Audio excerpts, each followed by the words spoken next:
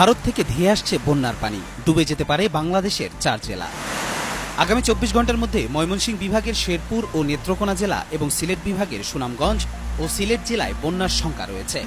ভারতের মেঘালয় ও আসামে টানা ভারী বর্ষণের পানি উজান থেকে নেমে আসছে। পাশাপাশি শেরপুরে গত 4 দিনে থেমে থেমে বৃষ্টিপাতের কারণে জেলার নদ নদীর পানি দ্রুত বাড়ছে। এরই মধ্যে চোল্লাখালী নদীর পানি বিপদসীমা অতিক্রম করেছে। 20 মে বেসরকারি আবহাওয়া বিষয়ক ওয়েবসাইট আবহাওয়া.com এর প্রধান আবহাওয়াবিদ মোস্তফা কামাল পলাশ এ তথ্য নিশ্চিত করেছেন। তিনি বলেন, 24 ঘন্টার মধ্যে ময়মনসিংহ বিভাগের শেরপুর ও নেত্রকোনা জেলা এবং সিলেট বিভাগের সুনামগঞ্জ ও সিলেট জেলার বিভিন্ন নদীতে পাহাড়ি ঢল শুরুর আশঙ্কা রয়েছে। তিনি আরও বলেন, মঙ্গলবার থেকে বুধবার দুপুর 12টার মধ্যে রংপুর, ময়মনসিংহ ও সিলেট বিভাগের জেলাগুলোর ওপর দিয়ে একনাগাড়ে মাঝারি থেকে ভারী মানের বৃষ্টিপাত অতিক্রমের প্রবল আশঙ্কা রয়েছে। এদিকে শেরপুর পানি উন্নয়ন বোর্ডের তথ্য অনুযায়ী আজ সকাল 10টায় চেল্লাখালী নদীর পানি বিপদসীমার 106 সেন্টিমিটার উপর দিয়ে প্রবাহিত হচ্ছে। গতরাত 10টা পর্যন্ত ছিল 39 সেন্টিমিটারের ওপর।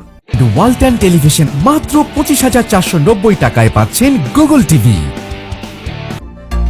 মঙ্গলবার ভোর থেকে মুষলধারে বৃষ্টি ও উজানে অতিরিক্ত বর্ষণের কারণে আবারও পানি বৃদ্ধি পেয়েছে বলে জানিয়েছে পাউবো। কবির চৌধুরী, জয়, মাই টিভি।